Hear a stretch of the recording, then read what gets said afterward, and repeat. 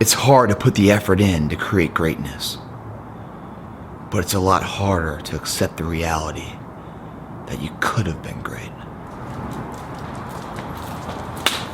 What's up, guys? I got a great video blog for you, man. This is coming from Will. He's in Montgomery, Tennessee. I'm gonna get right into the email and then we're gonna dissect this. This couldn't come at a better time. He goes, Greg, I have a friend named Rob that is non-stop talking about how great your website is and how it's changing his life. I get so sick and tired of hearing him always preaching to me what you say on your site. He's been on your site for the last 4 months or so, and in that time I've been bombarded with Greg Plitt this and Greg Plitt that. I have done everything I can to shut him up because it gets so annoying. But what I cannot ignore is his change in attitude and overall physique. He really has made great gains, and his transformation is very impressive, both on the physical side and his mental outlook on life. So, believe it or not, I swallowed my pride, and I joined your site last week, and I get what he's talking about. I am hooked, and I really wish I listened to him earlier and joined months ago. But no time like the present, and with the new year approaching, I really want to make some changes in my life. What would be your tips in how to start a program and how to have the willpower to make a change a lifestyle habit and not some 3 to 4 month window? Thanks for the great site, Will, Montgomery, Tennessee. Will, you're talking about change, buddy. And the word change is action. The word change is actually a story with a beginning, middle, and end. The beginning portion of that story would be identification. That there is a reason for the change. There's an issue at hand that you no longer are accepting. The mojo situation is no longer acceptable. It must change. Then we go into the middle part of that story, which is the action, where you need the willpower, Will, to push change into the desired result of the end of the story, where it is habitual and it's not 3 or 4 month window of hello and goodbye. How do we do that, man? I say it's a good time for this email because it's the month of December. The month of December is one of my favorite months.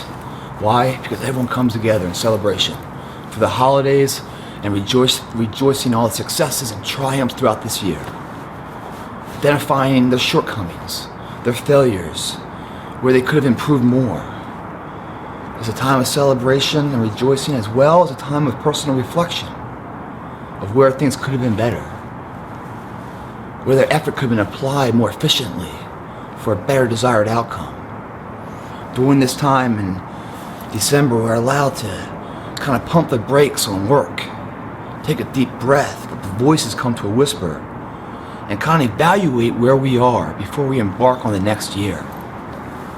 In that time, people come up with lists of things they want to improve personally, to be the person they want to be next year, to get the monkey off the back. That list is usually called New Year's resolutions. And they go about it as if the vault of power that's been blockaded and hidden from them for the entire year will open its doors January 1st to give you the power to overcome all of these barriers and handicaps that you've embarked and allowed to bestow upon your life. That's fucking bullshit. So what they do, they believe that. They think that's truth. So they go, all right, January 1st, tomorrow, that's the day. I'm gonna make all the changes tomorrow, January 1st. But before then, let's celebrate. New Year's Eve, man. You know, tomorrow I'm gonna quit drinking, but tonight I'm getting loaded. Tomorrow I'm gonna quit smoking. Tonight I'm a chimney.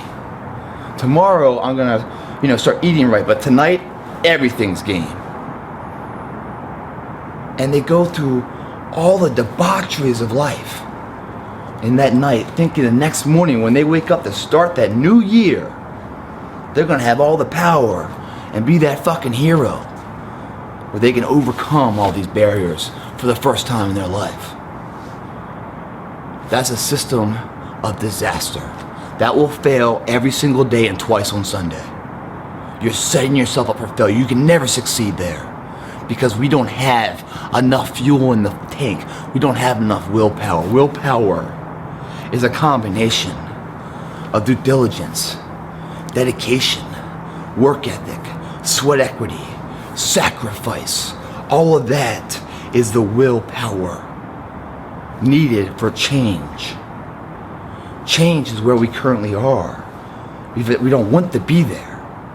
We have to go against our will, fighting against our will, the willpower, to stop the habitual patterns of weakness that continue to output the same result. We want a better output, a better life.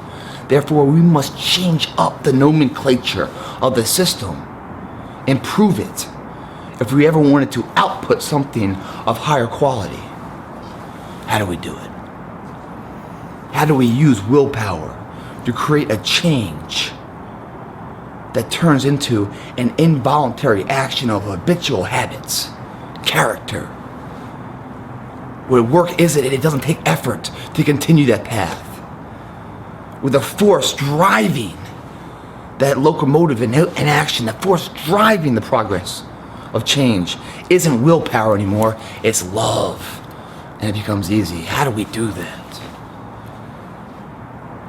I'll break it down for you. First, identification that there is need for a change. You must identify a change is needed. We're gonna go into each one of these, guys, but here's a table of contents of this video blog, man. Identification that a problem exists and needs a change. A reason for the birth of the change. Part 1. Part 2, identifying the enemy. The enemy is that fucking wall stopping you from where you currently are to where you want to be. And where is it we want to be? The better life. That comes in many forms. In the health and fitness world, it becomes getting in shape, living a healthy lifestyle, going from soft to hard or fat to thin, improving your cardiovascular shape, lowering your blood pressure and cholesterol, having longevity in your life. That's a health. Maybe it's controlling our resources and financial side so we can get out of debt this year and actually start saving money. Maybe it's the fact that we want a new career, embark on that, so we need to go back to school to get the education that we can provide for the background to perform in a different career. All these things are changes that are needed to transform you from current state to an improved state. What's in between that is the enemy, the bridge. Very scary, because you're not on solid ground. It's all uphill, and sometimes it's really long. That's the enemy. We have to identify what that is. It's within us. It's a self-paralysis state we allow to exist, a parasite that we give birth to and nourish at our demise of success. Believe it or not, we are doing that to ourselves. We need to identify that. So 1, we identify a change is needed. 2, we identify the problem, the enemy, the wall between where we are and where we want to be. Once we identify what that is, the third thing, we dissect the enemy. We find out where the enemy is strong and where it's weak. Very key, guys. You cannot win this battle fighting the enemy that's been inside of you for so many years, building strength and becoming a habit of demise. You cannot beat it on its ground. You must defeat it on your ground, where you're strongest and it's weakest. And how do you defeat it? With willpower. That's part 4. But what is willpower? We're going to go into that. It's going to shock you what willpower is, because it's not a strong mental state of mind. It's a depreciating asset.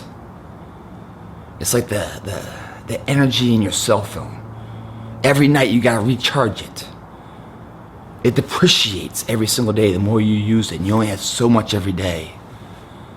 Willpower that people don't succeed in is not because they're lazy, it's because they're exhausted.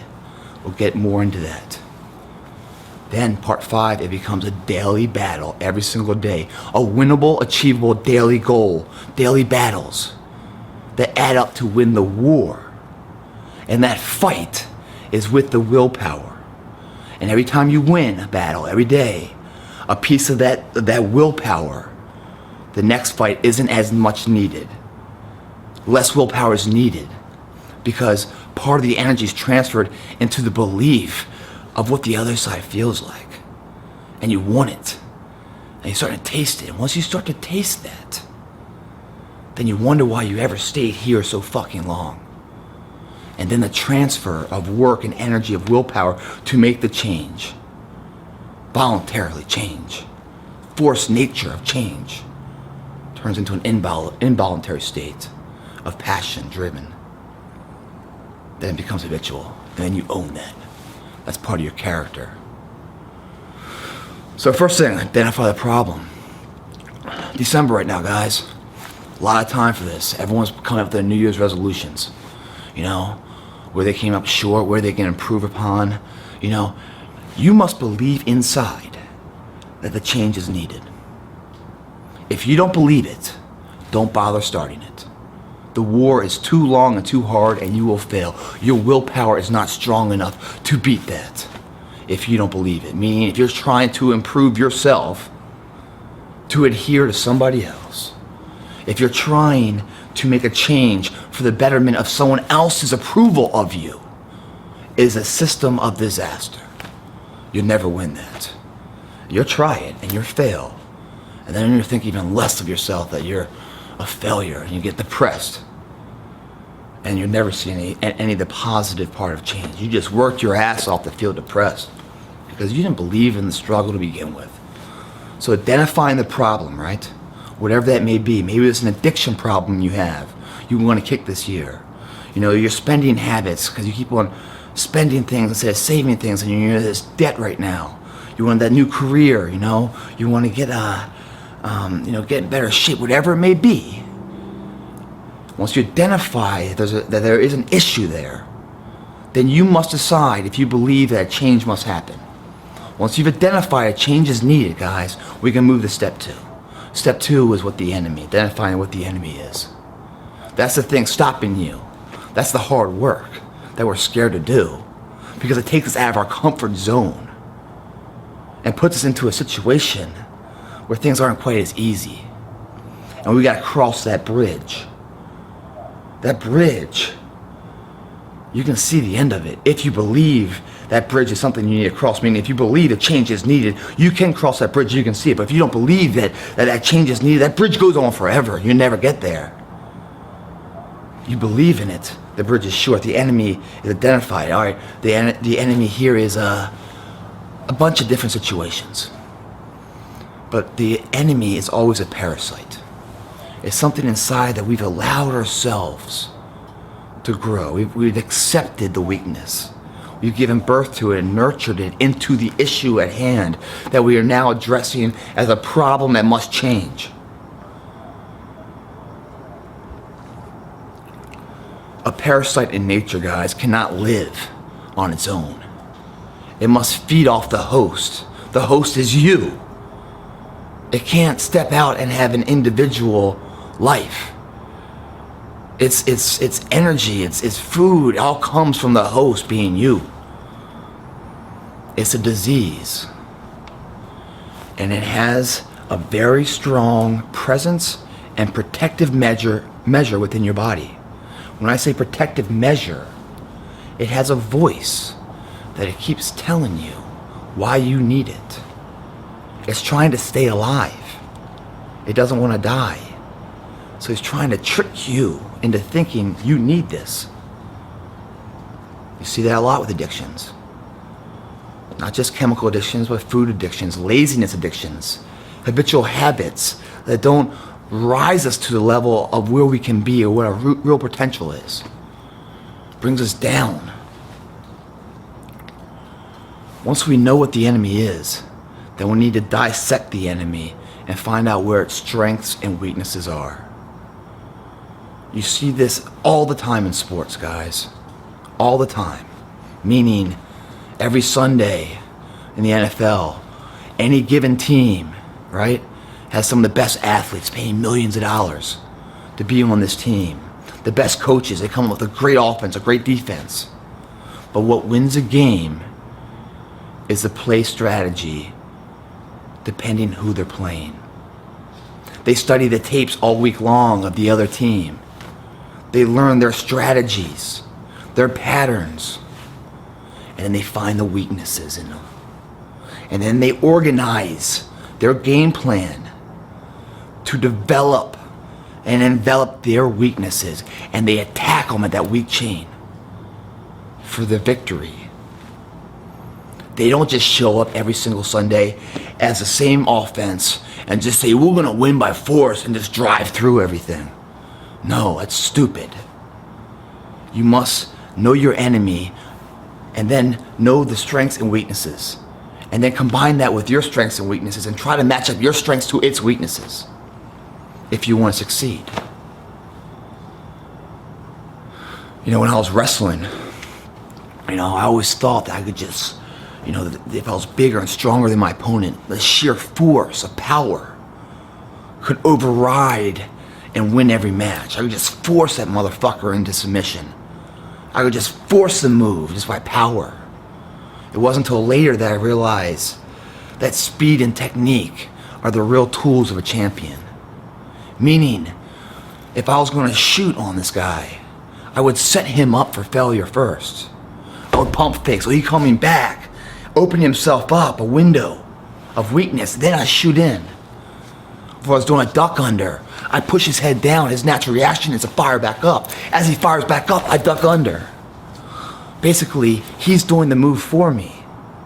Fluid, easy, making my opponent show his weaknesses so I can attack with my strength against his weakness. I can win that. If I go at it with his strength against my strength, that's stupid.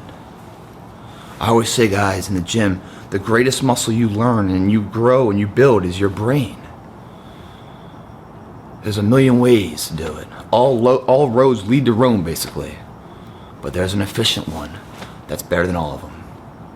The faster and understanding that you know how to maximize your efforts to get the most efficient results out of them is a system of success. Doing the same thing over and over and over again. Just keep on running against that wall, beating yourself up. Might knock it down eventually. But if you know all you gotta do is go to the right and you go right around it, then why are you wasting your time running into the fucking thing? That's just being stupid. Once we know what the enemy is, and we know our weaknesses, then we know how to defeat it. And we defeat it with willpower. But before I get into willpower and really tell you what that is, let me give you a few examples of these weaknesses. Of these enemies and where their strengths and their weaknesses. A lot of people have a problem with eating, right? They get hungry and stuff, and they see that cheeseburger, right? That cheeseburger's looking good, man. Smells good, cheese melted on there, some bacon, it looks like, nice bun, man. Man, I'm hungry, you know? That laziness, that weakness inside of you says, go eat it, man. It smells good, I'm drooling, you're hungry, go get it. And you're like, oh yeah, man. And so what you're doing is you're allowing the enemy to develop its strengths in front of you. That voice of the parasite that needs a voice and it's trying to stay alive in your body, right? Is telling you, oh, it's so good, it tastes good and everything else. You're hungry, man. You've been working hard, you're hungry, go eat it, go eat it. So you go and you eat it. And right after you eat it, you're fat. Again. But not only fat, you're disappointing yourself. Because your goal is not to do that. And you just did it again. So now you're a little depressed and fat. A lot worse off than where you were. If we look at the same enemy at its weaker state, we can apply the willpower to win it. Meaning we don't look at the now, we invest in the future. We don't look at the hamburger on how good it tastes and how it's steaming and smells good and that we're hungry. We don't have enough willpower to defeat it at that point. We must look past that. Thinking, okay, if I continue to eat that, I'll get fatter, I won't stay on my goals of transformation. What's going to happen is that I'll be depressed because I ate it too. I'll have that negative energy inside of me. You know, you start thinking that way about the cheeseburger. You don't see the cheeseburger as it tastes and how good it tastes. You just see the negative side of it. That's how you view the cheeseburger, at its weakest state. Well, hell, thinking of it that way, it doesn't look so tempting, does it? I got enough willpower to Heisman that motherfucker. and not embark on that weakness. I move on to the lean chicken breast. The thing about the lean chicken breast and the hamburger at the end state both fill you up great, don't they? Yeah, they do. But what you get out of the chicken breast, as opposed to the hamburger, is a sense of pride, a sense of confidence that you stayed true. You didn't give in to temptation. Small little victory, but it felt good. So next time it happens, you can remember how good you felt. So you look at the enemy, not at its strengths, but looking at its weaknesses, and then remember how good you felt by defeating it. It makes it easier to do it again. You understand that? Another example might be drinking. Someone's got wants to get rid of that drinking problem maybe they had. Looking at the strength of the enemy would be like, man, every time I drink, man, I get so truly lubricant. I'm always laughing, always have a good time. I can start dancing again, everything else, and people like me more. That is the strength of the disease talking to you, trying to make sure you know you need it, trying to give you the reason of why it exists because it doesn't want to die. It's telling you all that on how all these good things about drinking. How can you ever win it? You're going on its turf trying to win. You don't have the willpower for that because all you're seeing is positive stuff. You need to look at it on the negative side, on the weak side of the enemy. Then you can use the willpower to defeat it. The weak side of drinking isn't that night. It's the next morning, on how you're hungover, chemically imbalanced, unproductive that day. Probably got to pick up the phone and call some people to apologize for your actions that night. Or maybe you did something where people are like, oh man, you're the greatest, you're so much fun. But then you start thinking, that's not even you. That's not even you. You can only be that way when you're chemically induced with the third element, an outside influence, to create that person. So if anything, that should even depress you more, that your best isn't good enough. You need alcohol to be likable. You start thinking of all those things. Intoxication, not to even mention the fact of the health risk with drinking over and over again. Very easy to put the bottle down then. You're fighting with willpower at its weakest state, not at its strongest state. Another example would be, laziness of going to the gym or not. Man, I just got home from work. Man, it's been a long day. I'm tired, The enemy will tell you, man, you've worked hard. You deserve to relax, chill out, collect your thoughts, throw down on the couch, watch a movie. Yeah. But when that movie ends and you felt good watching it, you felt good because you got transfixed in the actual motion picture and you're able to get out of yourself of the issues and be part of a storyboard, a false sense of reality, making you feel good. But when the movie's over, you're back to that pathetic guy on the couch, a lazy motherfucker, saying, damn, I just lost a couple hours, man. I never went to the gym and, damn it, a little depressed. Or when the credits are rolling, you're just coming back through the door from the gym, all fucking fired up, man. Yeah, man, feeling good, got a good workout in, feeling a natural high. Fucking said I was gonna do it, I did it, man, pumped, get some protein in, tomorrow's a new day, I'm gonna be stronger. Hell yeah, man, good day.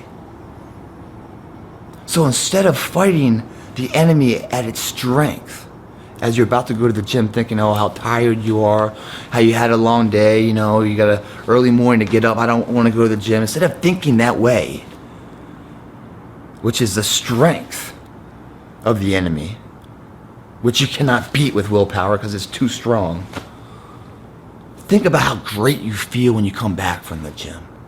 That natural high that you overcame it, you did it.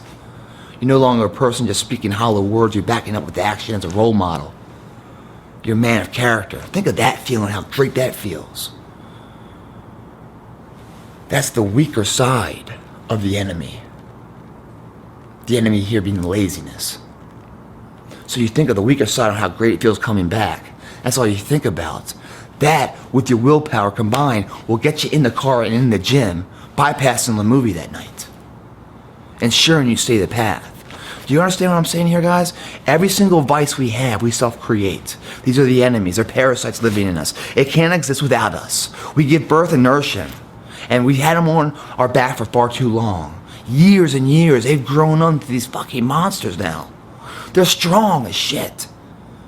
And why are they strong? Because we gave them all the food to be strong. We can't kill them at their strengths. We must envelop their weaknesses. And with every issue from laziness or addiction or poor eating habits, we must find the pros and the cons, the strengths and the weaknesses of the enemy. And then use our willpower not at their strengths, but at their weaknesses. And we can win that battle each day. We can win that small battle. A lot of battles decides the outcome of the war. The outcome of change. Now let's get into willpower. What exactly is willpower? What willpower is an appreciating asset. It's much like when you wake up in the morning, you feel alert. You're fresh, you're ready to go, aren't you? But then 15 hours later, after a long day, what? You're tired. And you go back to sleep. I mean, your energy level started high and it came down. Depreciating asset. Exhaustible resource. Your cell phone's another example. You charge it at night, wake up full battery. You start using it throughout the day. The battery bar starts getting smaller and smaller and smaller until maybe no more energy shuts off. When you get underneath the bench press, you know, that first rep, bam, no problem. By the 10th rep or whatever your rep range is, you can't quite get it. Now, that's great for growth. But the point I'm trying to make here is that your energy levels are depreciating. Well, your willpower is the same thing. It's not a mental state of strength. It's an exhaustible resource. Meaning you wake up every day and you had this much. And as you go about your day and you start trying to make these changes happen, you force to use that resource to stay the path of success for change. And you only have so much. Which is why you only go after one change at a time. I'll get more than that. But that willpower was proven in a case study.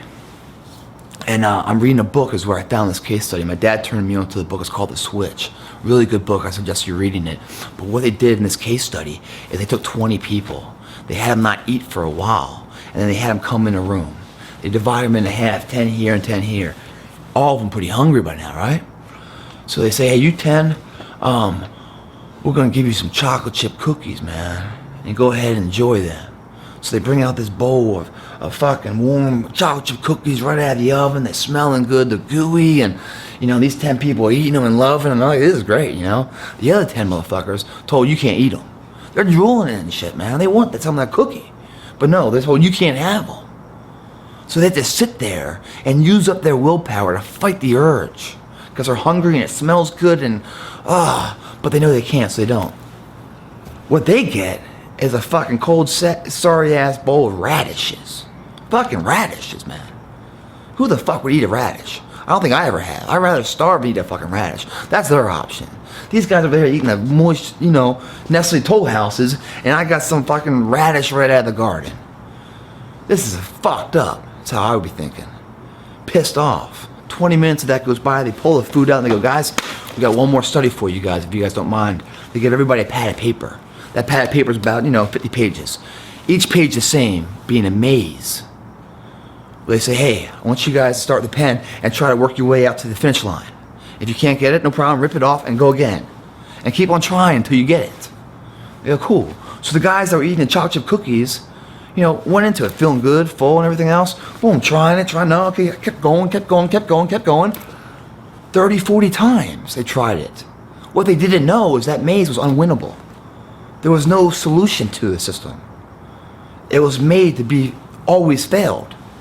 What they were testing is how many tries they would do. The people with chocolate chip cookies did it about 30 or 40 times. You know how many times these radish people did it? Average of 4 times before they said, fuck it, this doesn't work. And why is that? Because they just used up all that willpower in not eating the chocolate chip cookies. They only had so much left to work with. And they go into an unsolvable situation, which they don't know, but they try it a few times and they're out of willpower. Fuck it, this thing doesn't work. They're out of here, pissed off. Willpower, depreciating asset. Meaning you only have so much of it.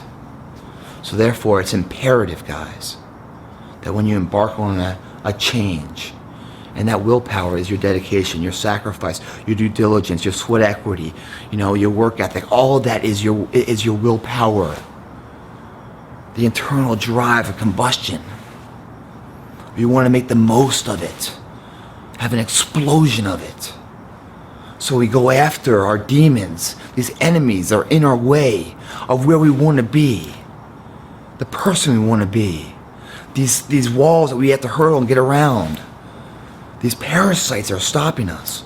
We want to make the most of our willpower. So we attack them at their weakest state. That's the only way we'll have enough willpower to succeed.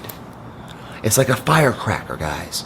You put a firecracker in your hand and light it. It might burn you, but you still have a hand. You put that same firecracker in there, that same energy source, same size, and you close your hand on it, engulfing that firecracker. When it explodes, it'll probably take your hand off. That's what we want to do with our willpower. Being smart, knowing it's a depreciating asset. It's not that we're lazy that we stop, it's because we're exhausted. The tank is run dry. When we're in our car and we fill up the tank, we're not driving across the country on one tank. We have to refill up. If we know that going into it, then we're not going to expect to be able to drive the entire country in one tank of gas. We're not going to expect December 31st to go to sleep and wake up and be able to fight 5 different wars of change in one day. We know we don't have the willpower to do that. So we pick one and we defeat it until the willpower needed to drive the change is replaced with love and passion, because we've done it long enough to see the light at the end of the tunnel, to see who we are with a cleared sense of vision. That cleared sense of vision is when the voices of the parasites, the diseases, aren't talking, trying to convince us we need them.